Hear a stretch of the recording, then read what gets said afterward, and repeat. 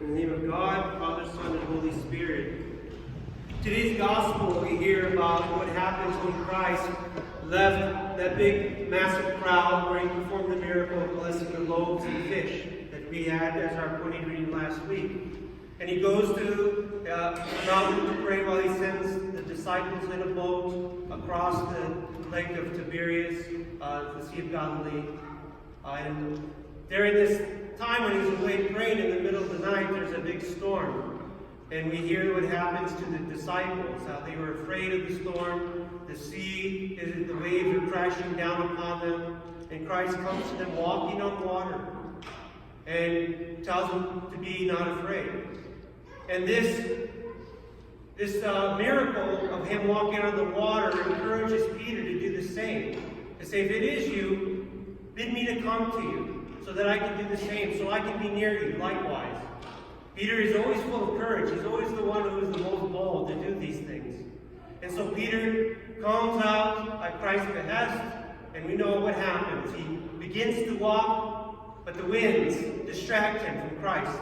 He sees the great winds and he becomes afraid. He's no longer focusing on walking towards Christ. He's worried about the winds that are coming out greatly, and he begins to sink. And of course he asks, Lord, save me. He says, Lord, save me, and Christ is there to reach him out. But not without a rebuke, telling him that he has little faith. He didn't say he had no faith, because he was bold enough to walk out on the water. I don't think any of us would do it. But he had little faith. And what made his faith little in this instance is that he was distracted and afraid. And this whole story that we hear, this whole gospel story, this narrative that we hear today, it really is a metaphor for our lives. The Fathers preach this to us, that the sea is our sea, is the sea of life. The sea that the disciples are on is the sea of life in which we too are on top of and in the midst of in our lives. Around us is the sea, and it batters us. It batters us from time to time. Even a big storm will come up and get us, right, in our own personal lives. And what we're supposed to take away from this gospel is that we can't be afraid and we can't be distracted from the one thing that's most important in our lives, and that's Christ. We can't be distracted and we can't be afraid. I know personally, and I can speak personally of myself, but I think it would go for everybody here, that I have too many distractions in my life.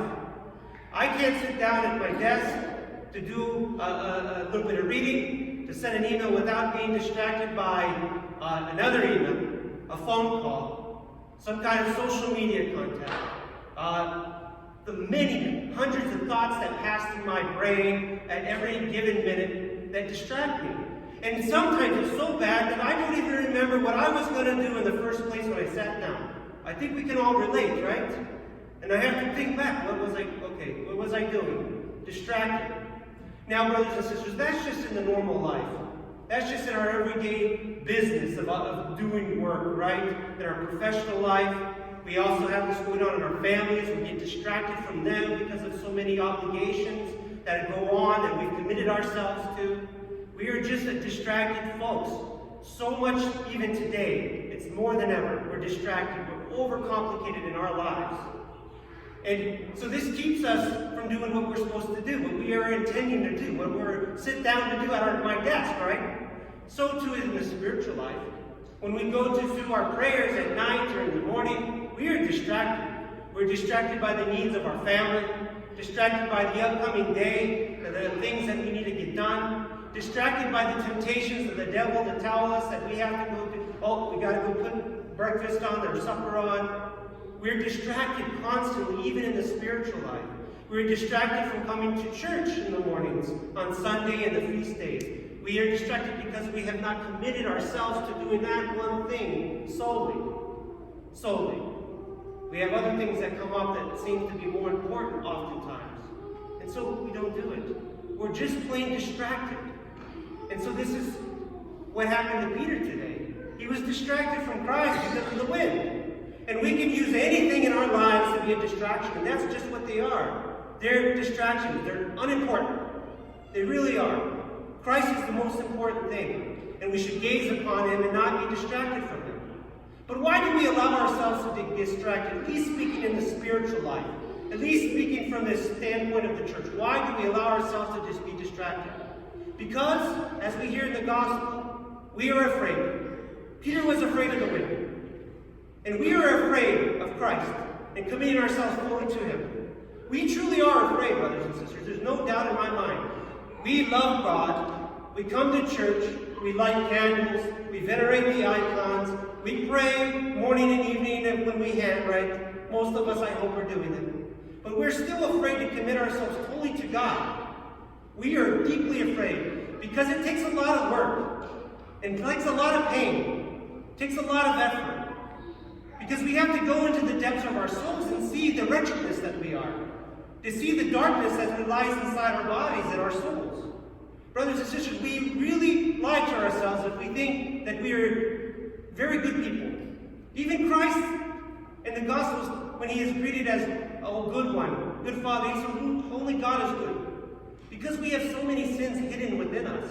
We have so many inclinations to sin that we deal with. We have so many things that we would rather deal with other than God, because that is the only time we look straight in the mirror and see who we really are.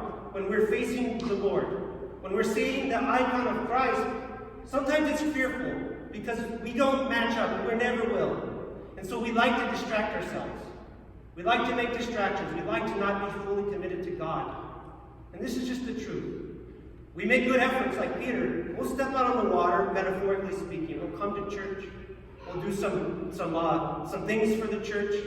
Well, maybe we'll go on a pilgrimage once in a while. Every now and then we're very motivated and we do some extra prayers. But that is all it is just an attempt.